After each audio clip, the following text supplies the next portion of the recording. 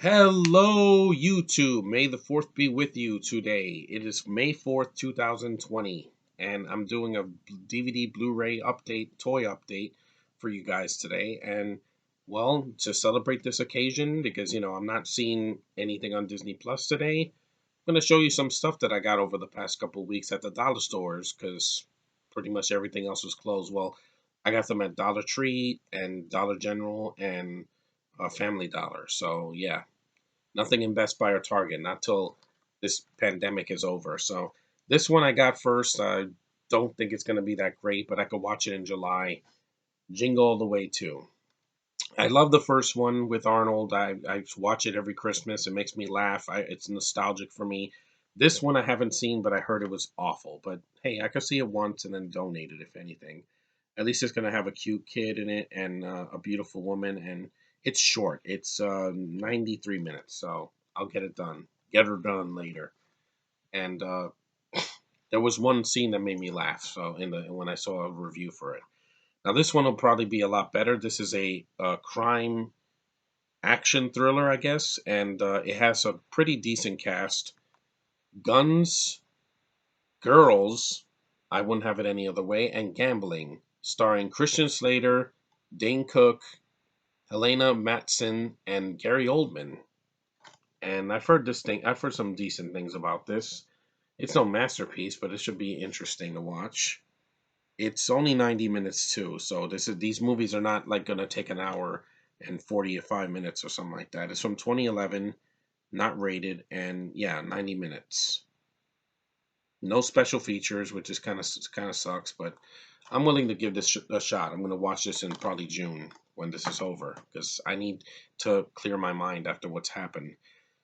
Next, I got this at the dollar store. This is the only Asian movie I got for the past couple months, and it's not from China. It's from oh yeah, it is from China. Mandarin, yeah. So yeah, even though what's happened, it's in the past. It'll be over soon.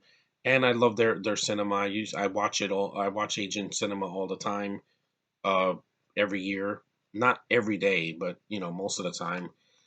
Snow Girl and The Dark Crystal, starring Kun and Li Bingbing. Yeah, if you've seen a lot of action films recently, she was in The Meg. I think she was in Transformers, and yeah, and a bunch of other stuff. I think The Great Wall as well. She's done some American films. This is one of the films she did in China, and I'm willing to see this, even through the movie's 118 minutes, so 2 minutes short of being 2 hours. I'm willing to take the bullet to see some beautiful cinematography, gorgeous Asian women, and a story that could be hit or miss. I mean, she does kind of look like an Asian Elsa. Look at that. Yeah, really, really beautiful. And like I said, I love Asian cinema. I watch it a lot. Japanese, Chinese, Korean, whatever.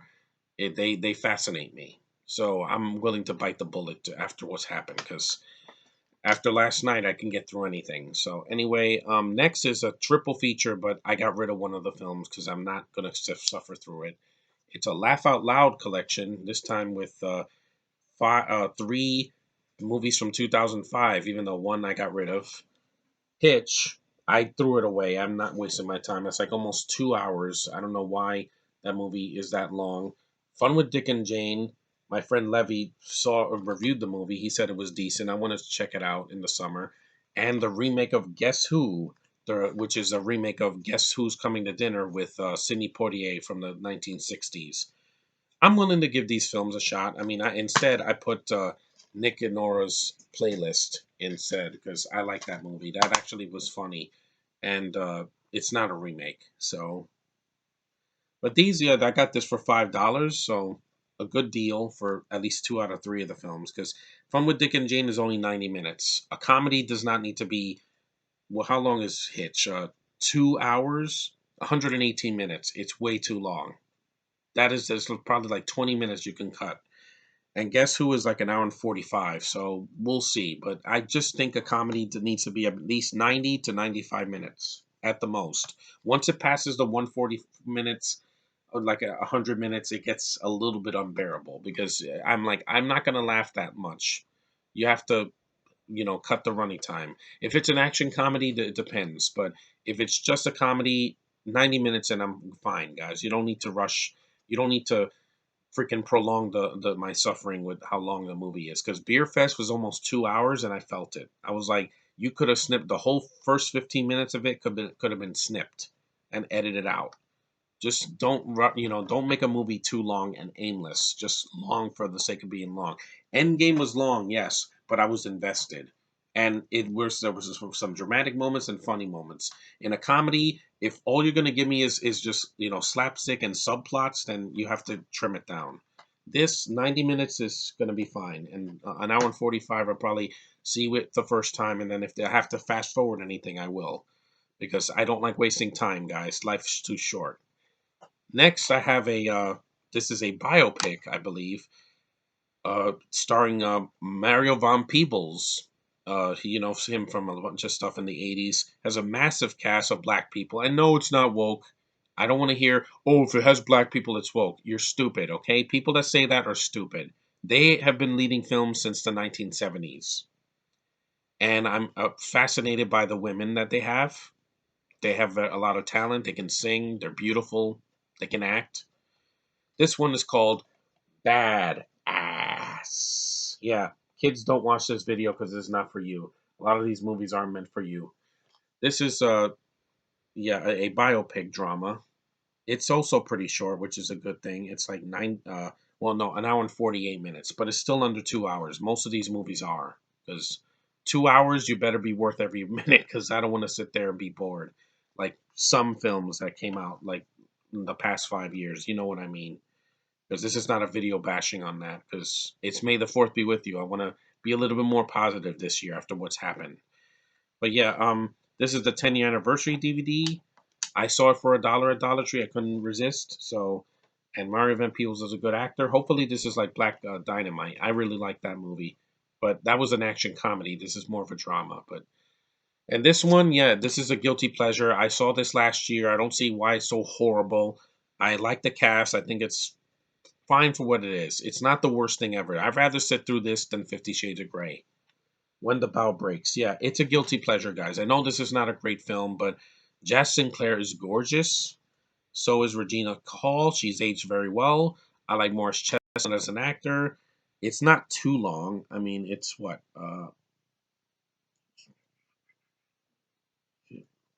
104, 107 minutes. It didn't feel that long. I saw it on TV and I was like, okay, there's some scenes that could have been cut, but it's not that long. Again, I sit through this over 50 Shades any day, because that's like 2 hours and it's boring and nothing happens. And it doesn't go all the way. Last but not least is the last DVD I got, because I didn't get too much. This is a small stack, but it's good enough. In the summer, you'll see bigger stacks if when I go to the dollar stores, again, without it being locked in or locked out. And the yard sales are going to start soon, so be prepared. This is a musical drama. That this is the longest movie I have, from 2009. And my biggest problem is its director, Ang Lee. The last time I saw a movie with him was that boring freaking Hulk movie from 2003. I hated how slow and boring that movie was. And his movies can be hit or miss. Like Gemini Man bombed last year. I don't care for the gay stuff in Brokeback Mountain. I haven't seen Life of Pi. I haven't seen freaking Crouching Tiger. I heard good things, but that's like his best film that I've heard. He didn't even do the sequel. This is taking Woodstock. I hope this is good, because I'm not into the freaking boring freaking slow movies that have nothing. And this has a hell of a cast though.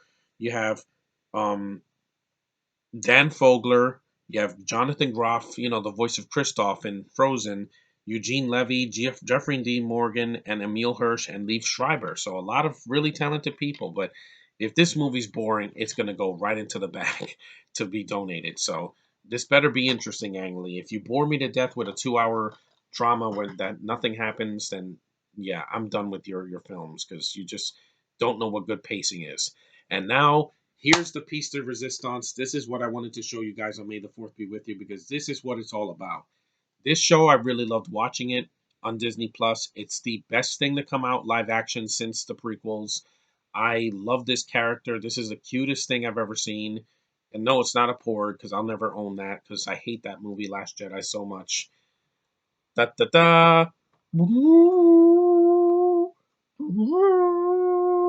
I got the Baby Yoda child from the Mandalorian Funko Pop. Yeah, well, this was a gift from someone in my family. I think this is the cutest thing ever. He's the only Force user in the show. He's adorable.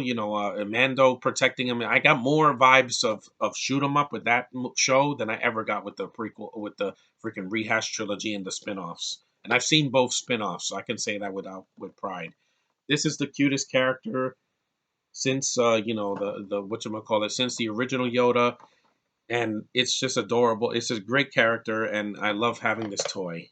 I might open it, but I don't know. Maybe after I get it signed, we'll see.